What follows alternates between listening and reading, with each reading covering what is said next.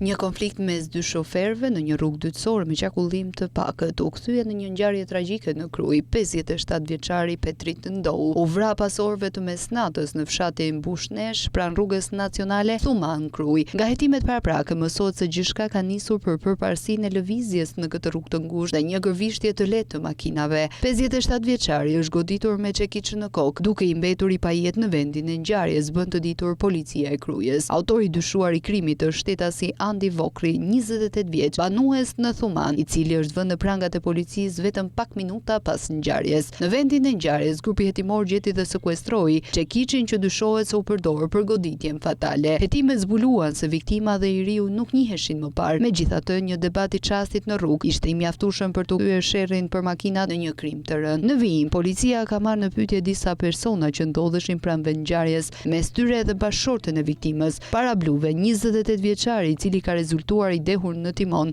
ka dëshmuar se nuk ka dashur ta vras 57 vjeçarin, teksa ka theksuar se ata vetëm u konfliktuan pasi makinat u prekën me njëri tjetrin. Bashkëshortja e viktimës, nga ana tjetër e cila ka qenë e pranishme në ngjarje, thotë se i riu e qelloi me çekiç duke hedhur poshtë pretendimet e 28 vjeçarit. Nga ana tjetër, edhe dy persona që ishin pasagjerë në makinën 28 vjeçarit kanë dëshmuar se kanë tentuar ta ndalojnë të riun për të mos u konfliktuar me viktimën. Prokuroria ka nisur hetime ndaj 28 vjeçarit Vokri për akuzën e vrasjes me dashje, ndërsa familjarët e Petrit Ndout kanë hapur dyert e mortit në Kamës.